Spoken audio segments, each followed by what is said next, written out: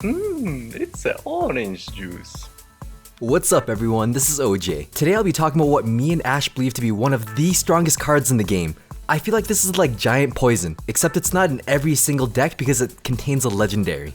I'm able to consistently score 10 to 12 wins with graveyard decks. It's just insane. Here's my personal deck. It's a variant of Colton and Electrify's deck. We made these decks around the same time. When I saw Colton's deck, I felt that the Ice Golem wasn't for me. And when I tried Electrify's deck, the skeletons were insanely high skill. I only reached 5 wins with his skeleton variant. Why is it good? A level 1 graveyard does about 2000 damage to a level 9 tower as it does to a level 13 tower. Since the tower's one-shot skeletons at tournament standard, the level 13 tower isn't more powerful against it. I recommend watching my graveyard video to have a deeper understanding of its mechanics. To summarize the graveyard video, the spell spawns skeletons at a rate of 0.5 seconds. A tower kills a skeleton once per second, so the tower can't keep up. Any sort of unit, even a Mega Minion tanking, can help the skeletons accumulate on the tower. For every arrow, the tower shoots at the Mega Minion. That's every skeleton that isn't going to die. Imagine if you couldn't counter the skeleton army with Zap, it would just destroy the tower really fast. Let's break down the deck usage into individual cards. Since this video is about an entire deck, I won't be going into too much detail about every single interaction of each card. You can use the Fireball anytime you can kill 4 elixir or more. Basically, you can use Fireball when you hit a medium-sized unit and clip their tower for some chip damage. This is a huge win condition. Always use it with a graveyard to take out archers, minions, minion horde, or even barbarians. If you recognize a pattern where they always counter your graveyard with barbarians, you can use this to your advantage. This is the first time I'll precast the Fireball. This gamble can ensure your graveyard does thousands of damage to the tower, and they're now down barbarians. If you want to use something else other than Fireball, Freeze is really fun to use. It's good to freeze any graveyard counters like archers or minions. This can potentially deal more damage than a Fireball, since it also shuts down the tower from killing skeletons. The drawback is that you now have to worry about a huge counterattack and you're down 4 elixir. Be sure to be at an elixir advantage when using this spell, or when you have counters to units you froze. In my deck, I usually only use Inferno against giants, golems, or bowlers. If there's a giant bowler, I'll do a 4-2 plant. It's usually not that easy though, they always have a zap, and that's why I always have a Mega Minion to take out the bowler. The Inferno Tower is critical in this deck because it allows you to pressure the other lane for negative elixir trades. When I see a Golem, I'll go all out and pressure the other lane with Graveyard because I'm confident by the time the Golem reaches my side of the map, I can just do a 4-3 plant for a positive elixir trade. Lane pressure and elixir management is extremely important. By pressuring them, you're denying them the privilege of being able to support units behind that Golem. The bowler plays a big role in this deck. He denies skeleton army, furnace, archers, hogs, essentially all of the small ground units. Then he translates into a counterattack, and it doesn't matter if they have buildings to counter him. For every arrow he's tanking, a new skeleton isn't being killed by that arena tower. If I can afford damage in my arena tower, I'll always use the bowler to counter a hog. It does cost 1 elixir more than the hog, and the hog does manage to hit the tower once, but this translates into a deadly counterattack.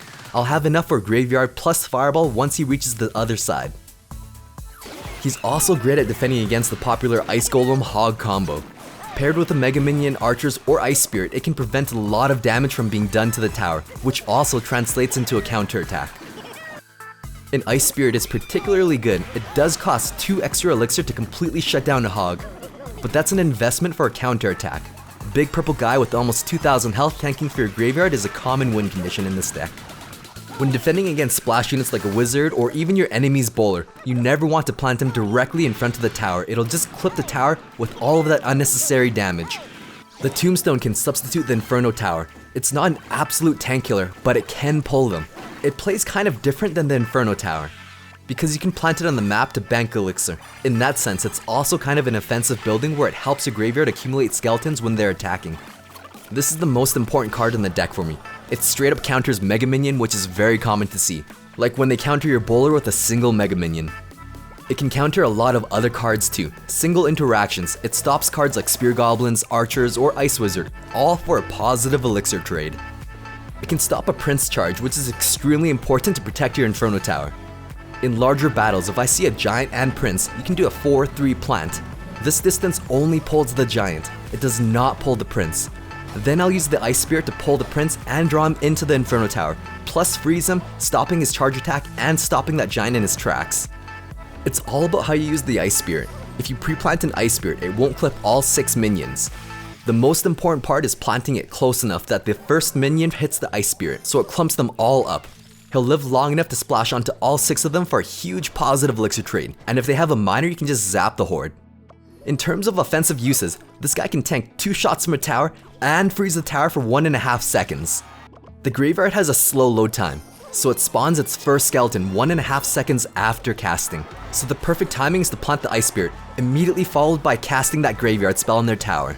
If you plant the graveyard, then the Ice Spirit, the tower won't hit it twice. That's 2 skeletons that didn't accumulate. This is a great combo if you know they have 0 counters to your graveyard in their hand. Like when I see them use their only counter to graveyard. In this case, archers. It's also particularly effective when they plant a building in the front. This is when they're down on elixir. If you push the opposite lane, the Ice Spirit will slip past the building. Despite the spawn nerf the Tombstone recently had, a well-timed and well-placed Tombstone can still counter a Furnace very effectively. The Furnace deals over 1,000 damage to a tower if it's left ignored. It's a struggle playing against it. You should never let Fire Spirits travel to your tower. Basically, one Fire Spirit packs the punch of a fireball on an arena tower. Bowlers are perfect against spawners. Even if he doesn't reach the tower, his tanking capabilities are really good for graveyard. But when you don't have a bowler, or you can't afford to use him, an Ice Spirit can deny 2 waves. You want to time it so that the first Fire Spirit dies to the tower. Then swerve that second Fire Spirit onto your Ice Spirit to tank it. Then it'll jump onto the next wave that spawns. Each wave is worth 1.5 elixir, so this is a good positive elixir trade. If you want to change it up a bit, the Ice Golem is a bit easier to use. He offers similar defensive capabilities as an Ice Spirit, but it's usually more guaranteed defense. It's not as finicky where you need to worry about the exact tile placement or timing like an Ice Spirit does. Plus he can kill a skeleton army when he dies. It just offers so much value for 2 elixir. Basically it can kite most units or tank tiny pushes. It's like an impenetrable wall. The reason why an Ice Golem is better than a miner in a graveyard deck is because he doesn't need to reach the tower to attack it. He just needs to be in range of the tower. Skeletons accumulate really fast when he's tanking. Archers function very similar to the Ice Spirit in that they can defend against most cards, and the twins can't be zapped, arrowed, or logged. You have to fireball them. Usually when I start off the match, I like to split the archers. This lets you attack or defend either side. Paired with an Ice Spirit, a single archer can deal just under 500 damage to the tower. If your opponent is running a high cost deck, there's no way they're defending both single archers. Splitting them in the center prevents both archers from getting splashed by units like a baby dragon or a Valkyrie. Archers paired with a graveyard can be very deadly too. If the archer tanks for the skeletons, more skeletons will spawn. If the skeletons tank for the archers, a single archer could be sniping the tower for the entire duration of the graveyard. One thing to note about splitting cards is that once a tower is down, the pathing behaves differently. They won't split around the back end. This is the area you have to plant them in if you want them to split. Any of these tiles will work in splitting the archers. With the recent balance changes, the Mega Minion still functions the same. It can counter most units like a Bowler or Valkyrie, and it still one-shots archers. This card is mostly for defense and rarely pairs with the graveyard, unless you can manage to build up for a really huge counterattack. This card takes care of all the small units like goblins, minions, skeletons, or even the skeleton army. It's fairly reasonable to use this to stun an Inferno Tower to allow your bowler to get a few extra shots in, or even to force the Inferno Tower to retarget onto skeletons and save the bowler. When paired with an Ice Golem or Ice Spirit, it can completely take out minions for 3 elixir. It can shut down the popular Miner Minion Horde combo. Most importantly, a popular counter to Graveyard is Skeleton Army. This card counters their Skeleton Army when they try to defend your graveyard. If you aim it just right, you can take out all of the skeletons for a positive elixir trade. As an added bonus, it chips the tower and stuns it. This type of deck works great in challenges and tournaments. Archers die to Mega Minion with 1 hit at tournament standard. This is also a deck that works really well on ladder simply because the level 1 graveyard deals roughly 2000 damage to an arena tower regardless of the level. Once the King's Tower is activated, most players find it hard to get graveyard to perform effectively, but it's quite the opposite. A bowler with 1700 health can be planted right in the center to tank both arena and King Tower while the graveyard does work. There are way too many interactions to cover in this video, and I'm not able to cover every single one. Otherwise, this video would have been really long on how to use just one deck. But overall, the basis of this type of deck is that it can counter almost anything and translates into a counterattack. Or it can push any time. Sometimes it only makes sense to play Graveyard when their archers are out of rotation or played in the other lane. Sometimes a prediction fireball is the only way you can win the game. Sometimes they can perfectly counter your Graveyard and you end up defending the entire game while using fireball to kill them out slowly. The Graveyard is a really fun card to play, but also very dangerous to play against. When building a deck, you should always have a Graveyard counter like archers or minions at the very least. Thanks for watching. Stay tuned for more quality OJ.